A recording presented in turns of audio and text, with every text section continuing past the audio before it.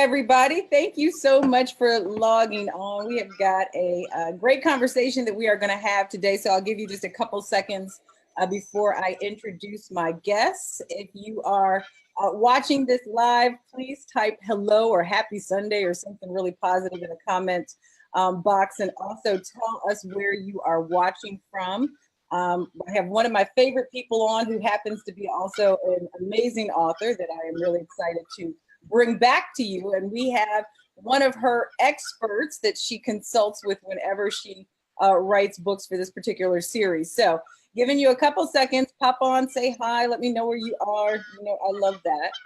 Before I introduce the guest, I don't know where you guys are, but I will tell you today it is cold in Dallas. I was very surprised at how cold. I actually had to turn the heat on today. And you know, that's always a problem for me. But I know some people are in Chicago. There's a Chicago. I know it's cold. JoAnn is actually in Chicago, and our guest is in the Virginia area. So I'm probably preaching to the choir on this cold thing here.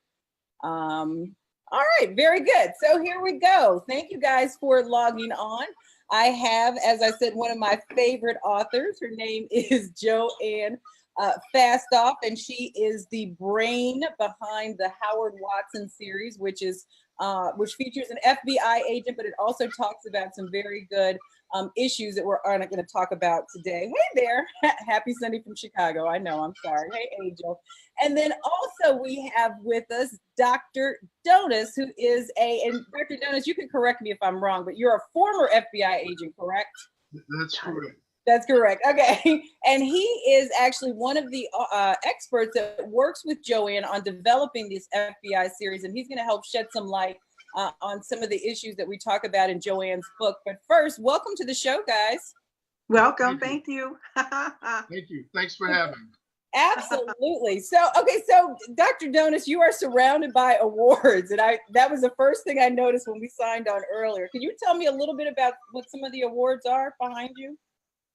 Well, just cases that I've worked over the years. I was in the FBI. I just recently retired in 2014 after 26 and a half years as a behavioral scientist, where I was a profiler and instructor at the FBI Academy at Quantico, Virginia. I also spent field time working numerous types of cases: violent crimes, kidnappings, drug cases, corruption, Klan cases, human trafficking, you name it. I pretty much worked it in almost my 30 years experience. Wow. Okay, good. So this really is going to be good. I read a little bit about you, and I know you're doing a lot of consulting now, including working with JoAnn, who is, we're 5 books into the Howard Watson series, the recent one being The Standing People, that came out about a month ago. So tell us, JoAnn, a little bit about The Standing People, and then let's talk about your relationship and how you have brought Dr. Dones into this whole equation. Well, hello, Nikki, and hello, Dr. Dones again. One of the reasons why I wrote The Standing People, let me just mention this, that The Standing People in Seneca Nation terms means trees. Mm-hmm. Okay, so it's like the kind of the joke that says, God, he brought us trees, we still didn't listen. Okay, so so he had to bring Jesus, we still didn't listen. Okay, anyway, so the Standing People is about trees, but basically it's about illegal logging out of Madagascar and human trafficking out of China. And what do those two things have in common? One, Chinese family operation. So I had a premise, and after I wrote the managing director in Madagascar, actually we Skyped.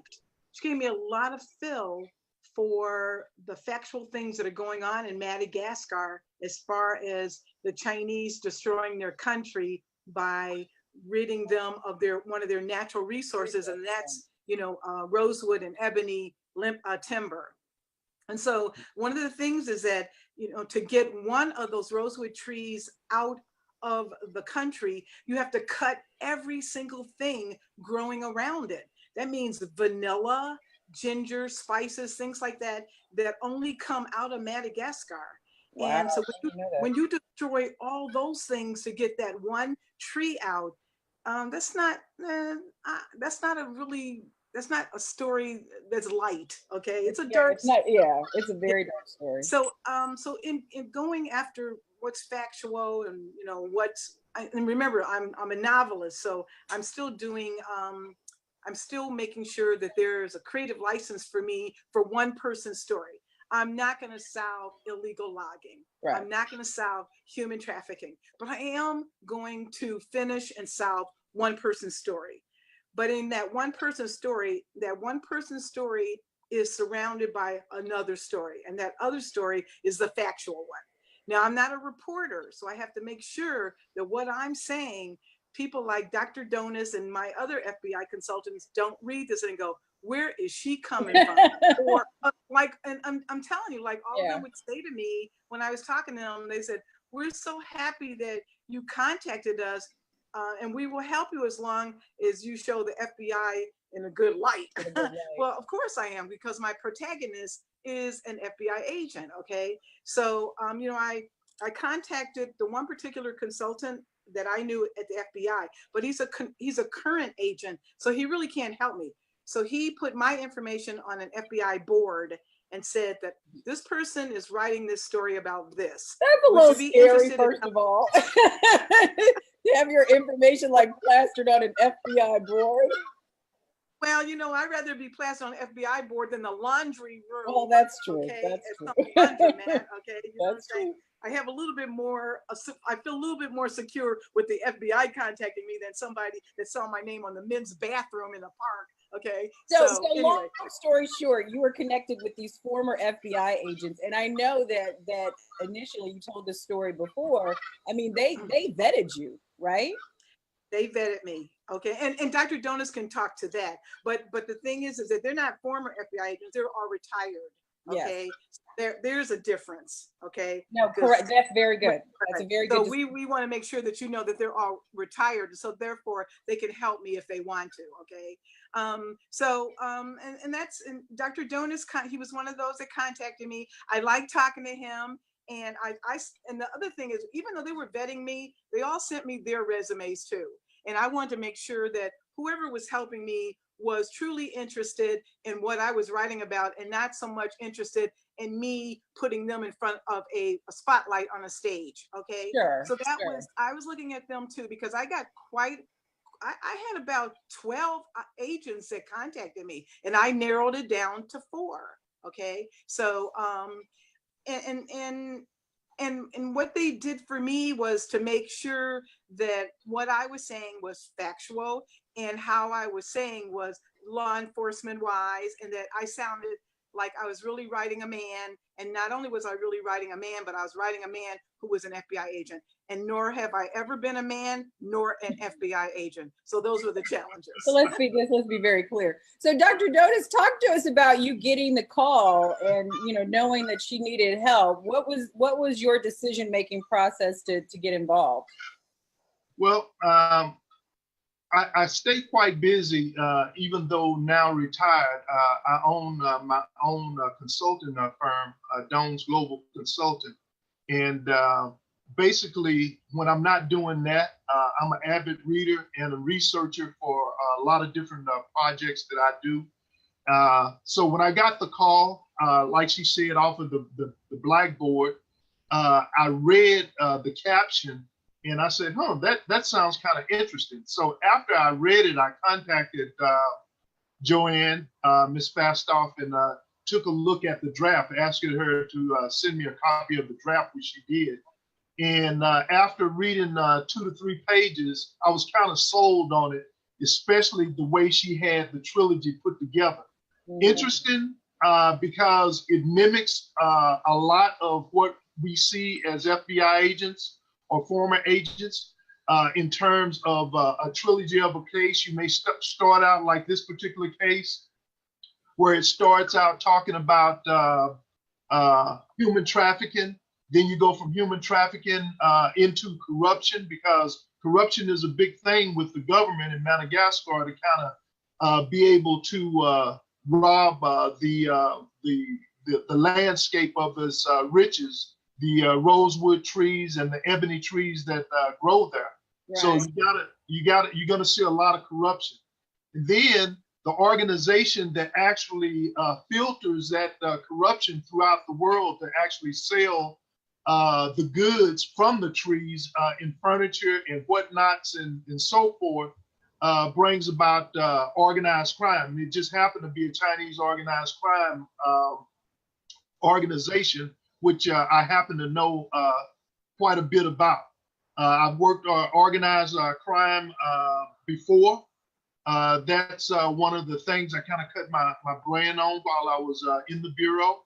I worked human trafficking and corruption also, and the story just made sense to me. So when you look at it from a trilogy perspective, even though it's a fiction book, it reads like a nonfiction. So I just kind of fell in love with it, and I told her, I said, give me some time. Let me go over it and I'll get right back with you. And I've done several books, upwards of 10 books now, had the opportunity to do book reviews on. So this was an easy read. It was a good read, and it really caught my attention. So I was more than happy to assist. Very good. So can we back up for just a second? Because I'm really interested in one, why you decided to become an FBI agent. Okay. I'm not sure, how old you are, but I would think that it was probably a lot more difficult when you decided to become one than it is probably now for a person of color. So can you talk a little bit about that before we talk more about the human trafficking and the standing people? Okay. Well, people ask me that a lot. The reason for it is growing up, I'm actually from Dallas, Texas. And growing up in Dallas, Texas, I've always watched different law enforcement shows to include Elliot Ness. I'm dating myself now with The Untouchables, the original TV series that came on. And I always asked my parents, why aren't there any blacks, doing this? And I often wondered that. So I started researching it through my coaches and my mentors while going through junior high and high school. And as early as the 7th grade, I made up in my mind that was one of the 3 things that I wanted to be. I always wanted to be a teacher. I always wanted to be in the military. And I always wanted to be an FBI agent. And fortunately, God blessed me with being able to have stellar careers in all 3. And at the end of my career, I've been able to bring all 3 of those subject matters together to do what I do now. So it kind of was a fit for me. I tell people all the time that the career itself has been so good. If I had another source of income, I would do that for free. It was just like a maid in heaven. It was for me. I've never really worked a day in my life because I've always been able to do what I wanted to do. So that's kind of how I got involved. I love that. So can you Nikki, I'm sorry. Nikki, can I just say something? And this is something that Dr. Dones doesn't know because he didn't read my first book, okay, which I purposely did not send him. But when he reads The Gordian Knot, Howard Watson is him. He didn't even know Howard Watson was a black man. Okay. But when he reads that, everything he just said, I wrote in The Gordian Knot. Wow. And that's what's it's scary. Okay. Now I have to send it to him. Yeah, you do. I think so.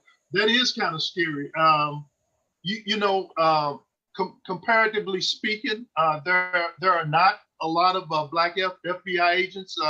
We comprise about 1% of the total FBI population for agents. And even with attrition, over 26 and a half years, I can tell you that the numbers have not grown much greater than they were when I came in almost 30 years ago. And so why do you think that is? I think recruitment is a big thing. I think the stigma of growing up in, probably not so much, with the new generations, but with my generation growing up in the civil rights era and the stigma of being in law enforcement doesn't go over very well. The negative connotation of what you see on television does not go over very well, especially in this day's climate. So it's kind of rough to get them. And I think that overall, the Bureau, like other agencies, have to do a better job of getting out there, putting the word out early enough, and actually showing what the Bureau has to offer. It's a great career. With me, as early as 7 years old, I had most of my life to figure out what I needed to do and what type of background, education, and so forth I needed to have to make it in. But to be able to do it just on a form is not going to happen, to be honest with you.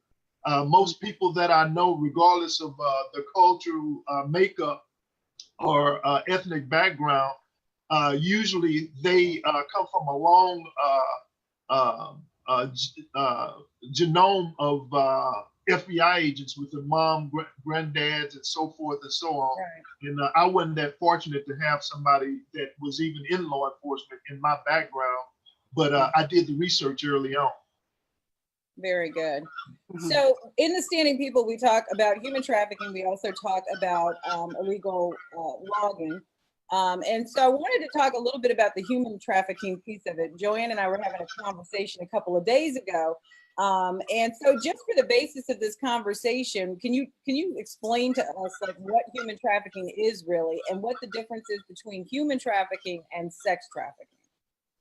Yeah, if you look at human trafficking, you know, it's interchangeable to a novice. Human trafficking really is forced labor, domestic servitude, coercion, or sex trafficking rolled into one. It's moving of a particular body against their will from one area, one country, one region to another. That's human trafficking. And it can be for all the reasons that I discussed. Sex trafficking is specifically for sexual purposes, for prostitution, for trafficking in illicit sexual activity for hire. So that's the difference. If you look at here in the United States or globally, let's start globally. Okay. Globally, human trafficking encompasses the third largest crime probably in the world. Definitely so in the United States, only to be outnumbered by weapons and arms dealing and drug trafficking. Really?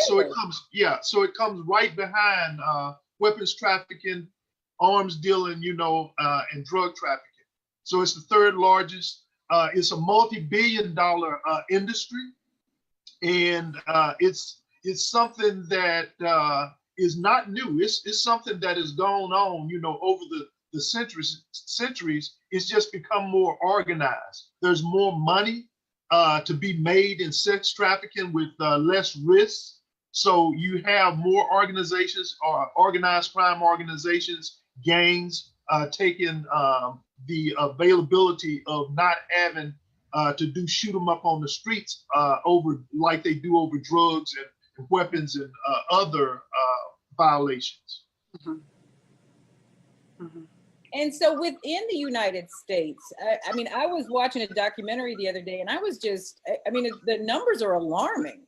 And how often, like, you know, young girls especially go missing, and, you know, we think maybe they just ran away, or we think, you know, they left with a boyfriend, and it's due to human trafficking, that they just get snatched, really.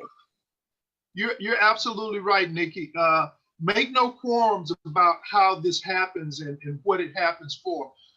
There's a misconception and a belief that it only happens in larger cities, and that's not necessarily true. It happens in some of the smallest, ruralest areas of the United States and other countries. Let me back up a minute and tell you that some of the countries that are most prominent in human trafficking is Russia, Central and South America, Mexico. The United States, of course, is always in the top 5. You can find India, Asia, Africa, in the Middle Eastern countries. When you look at human trafficking just here in the United States alone, I can speak more to that than I can in other countries. But if you look at the statistics, 50% of those that are trafficked are children, 50%. 80% are women. Not to say that you don't find males and mixed genders. Culture has culture and ethnicity really does not play that big of a factor in it always. It does when you're looking at the countries that they're going into, but the countries that they're coming out of, it really does not. And it's just not for sex. When you look at why it happens for recruitment purposes. It starts out with recruitment, organization recruiting, then the transportation, getting them from one hub or one country or one region to the other. Then the delivery, actually delivering them to an organization that's gonna put them to work, or either that's gonna push the fraud, or either the job of selling or trafficking them into a bigger proponent. Then you move on to what or how it's done. Is actually coercion is a big one, or either by force or deception. You mentioned earlier, like runaways. You can have a runaway that's used in a deception situation where they're told, hey, look, I'll promise you the world. I'll make you an actress. I'll make you this or that. Or, you can make a lot of money. You can be a beauty queen or whatever. And they drug them up. They kidnap them. They use all types of coercion and force and intimidation tactics to keep them closed in for an extended period of time. And usually the targets are people that are seen as throwaways, or people that are runaways that nobody's going to be looking for anytime soon. Not always the case. I think one of the shocking things, and the deception part, I mean, they stress that in this documentary, that these people are so clever that they can figure out what it is that you need or you really want, and then they offer that. And so if it's freedom, to come to the United States, or if it's to be a movie star or singing, a recording artist or whatever, they play on that. But then they were saying that they rush you into, especially if it's the sex trafficking, they rush you into committing acts that you're so ashamed of that you don't even want to go home anymore, because you don't think that anybody back home will understand the life that you're now leading. And so they're trapped not only by their kidnappers, but they're trapped by their own sense of shame, because they've now done things that they're too afraid to tell anybody else that they've done. You're absolutely right. That's correct. All those things are correct. It's such an elaborate scheme that no one certain thing connects human trafficking or sex trafficking from one proponent to another. So JoAnn, just curious, why was it important for you to talk about this in the Standing People? I mean, why was this such a, why are you so passionate about this issue? I saw a documentary called I Am Jane Doe. Okay. Yeah, on Netflix. Okay.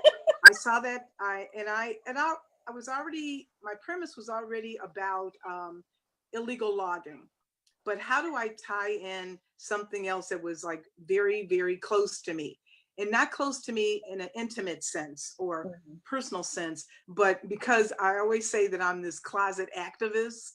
Okay, I want to bring to America's attention, not anybody else's attention, but America's attention, that this happens in every single state in the United States. Okay, there's no state that doesn't have any problems with human trafficking. Okay. And as Dr. Dones, and Dr. Dones, you have to pronounce your name correctly. We call you Dr. Dones. Don't call yourself Dr. Dones. Okay. That's the Spanish pronunciation. Yeah. And I've been in Mexico too much. Yeah, it's really Dones. But if you go to probably, if I trace my ancestry back, which I have, I started to, it's actually Dones. That's right. pronounce it. But the American pronunciation that my family uses is Dones, like Jones. Well, tell them they're pronouncing it incorrectly, okay? That's funny. That's funny. So, and Nikki and I know how to pronounce your name correctly. I have been led astray. I'm just going to say that. I'm just following the lead. That's right. Yeah. So I, as I said, I look at global problems, Nikki, that kind of hit America's shores. And then when I contacted, the FBI agent and PR in DC, and I say, hey, how does the FBI get in touch? How does the FBI deal with human trafficking or sex trafficking? And then they sent me 10 websites. And from that point on, then I can do my own research as to what's most important to me. But I thought that young people being snatched, being forced into labor, being coerced, being lied to, just like Dr. Dones said, obtaining these people, obtaining them was a form of slavery. I just said, oh my goodness, this is something that maybe I better say, whether or not I'm going to say that there's no way that JoAnn Fastoff is going to solve human trafficking or sex trafficking problems. It's not going to help. It's not going to happen. But I am going to save 30 women in a vessel on their way to Canada. I'm going to save them. And that's how I looked at it. And I think, Dr. Dones, that's probably what you said. Yeah. You couldn't believe that I knew how to do that. Okay. So, that was a human thing that I did, making one person say, I'm available to be courageous right now. And I'm going to take on these 30 women, and they are not going to be slaves ever. And that's how I felt, Nikki. Wow. So let's talk about just the process of you two, and you do have other FBI consultants, but we're going to focus on the one that we happen to have with us tonight. But tell me about the process of working together and what that was like, and how it may have improved or changed the book from what you originally thought it was going to be. Okay, well, the FBI agents, I made it clear to them that what I wanted them to do was read my treatment, and whether or not, I didn't want them to say that this is silly or what you invented is not going to ever work. All I want them to say was, let me help you out in being factual, and let me help you out in how this really works. They can't change my story. They can enhance it. They weren't embellishing it whatsoever. They enhanced it. They made it better. Okay. And they made it better in the sense that it sounded like an FBI agent. Okay. And that was straight up from the beginning what I outlined to them. And they came back, and Dr. Dones was one of the major ones, which is why he's on tonight. The major ones that was saying, perhaps or he would say, oh, this is not the title that they use. This is the title that should be used. Right. And this is who that person would be, who his colleagues would be supported by, and who he directly reports to. And this is that title. And this is where these people work. And that's how we worked really well together. That's awesome. Anything, Dr. Dones? Yeah, well, interjecting Nikki, and piggybacking off of what JoAnn said, it worked exactly like that. Halfway through the manuscript, I was pretty much sold on the novel itself. I told her, I said, though it's a fictional representation of a good piece of work, it could very well be a non-fictional aspect because of the realness and the hard work that she put into the research itself.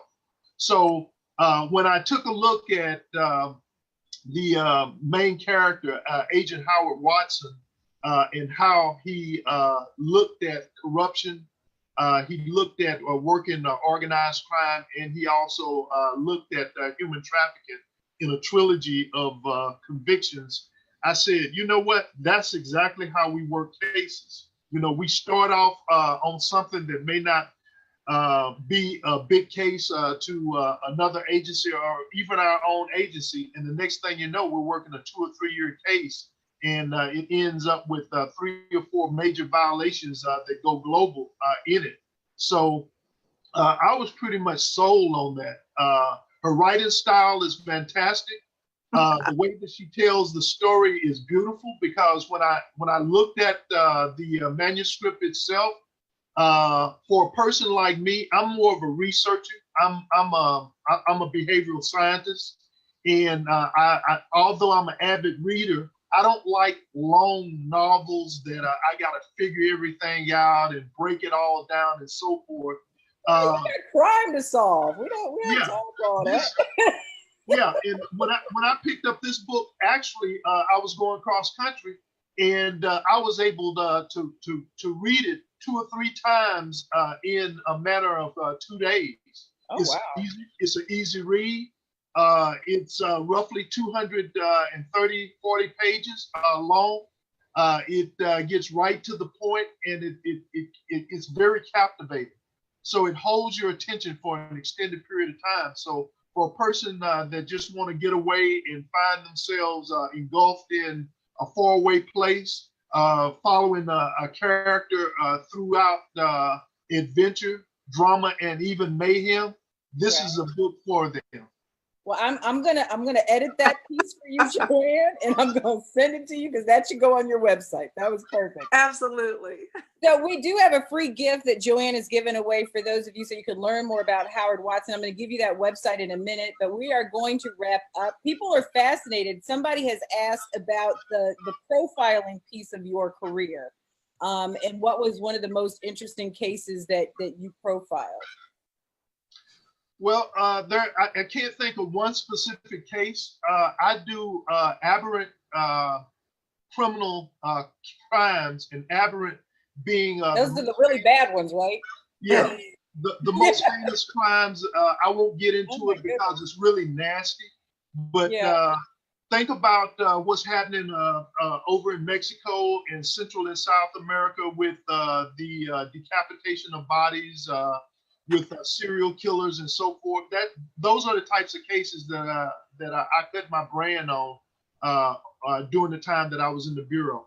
And even now, with my own company, my private company, I still go back and work cold cases for local, state, federal, and international law enforcement. So just curious, like from a mental wellness standpoint, like how did you deal with working those kinds of cases?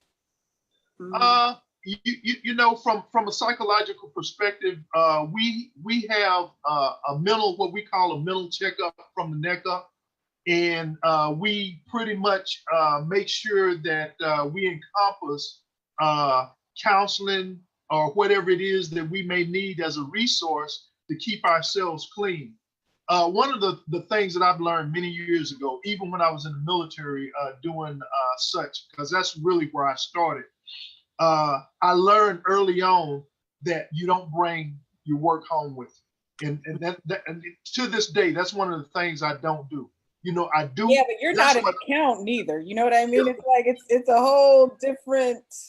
Yeah, that's what I do. It's not who I am. So no, sure. I can do it. I can do it and wrap it up and find myself doing something else with ease. You know, you just can't be engulfed in that sort of work for an extended period of time and keep your sanity, because you see some of the most heinous, despicable crimes that you can imagine.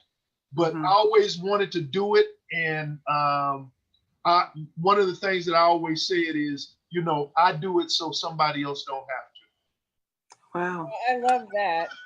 And we got a few comments thanking you for your service. So definitely happy Veterans Day to you, and thank you for that. I appreciate it. Thank you. You're welcome. So before we give out the website, JoAnn, and we wrap this up, is there anything else that you want to share? Any exciting news on the horizon, or anything you want to leave us with? Any words of wisdom? What you got? Let's see. Words of pearls. Pearls of wisdom. Pearls. Okay. Well, first of all, you're a little chicken because it is cold here in Chicago, and I am. we're just talking about is, our cold is 40 degrees. That's what we call chilly. Okay. Because cold in Chicago is 17. Dr. Dones, I spent 10 years in Chicago and I grew up in cold weather, but I think now that I've been in Dallas so long, like I can't even tolerate it. Like I act like I never have lived in that kind of weather ever. Yeah. Well, I just want to say that I'm really excited about everybody who has tuned in to listen to us. And just to let you know that you can understand why Dr. Dones was one of the consultants that I absolutely wanted on this trilogy or this menage a trois. Yeah, I would say. And I'm just really happy that, Black Friday is coming and we have some exciting gifts to give away and to sell on Black Friday. And I hope people will be as excited to purchase as I am excited to sell. All right. So we actually have a Howard Watson guide that JoAnn has put together, and it includes excerpts from all of the novels, including The Standing People, and some information about the next one that's coming out, number 6. And so I will drop the link in the comment box so you guys can grab it, but it's bit.ly/meet Howard. And so you can go get that for absolutely free, and you can learn more about what Howard is up to and just the whole process. I think it's a fascinating character, and obviously we now know who he is loosely based on without even it being known. But I will drop the link in so definitely make sure you grab that, share it with your friends. It's a great series, one that will definitely not only entertain you, but certainly educate you on some stuff that's going on in our world as well. So Dr. Dones, thank you for stopping by and hanging out with us. The pleasure is all mine. I really enjoyed it, and I appreciate you having me on. And JoAnn, you keep up the good work.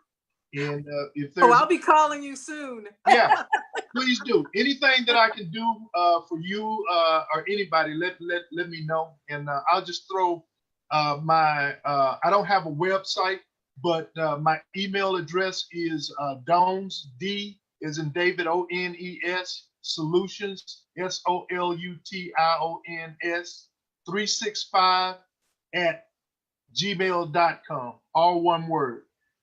Shoot me a line if you need to get in contact with me, or if there's something you think I can help you with.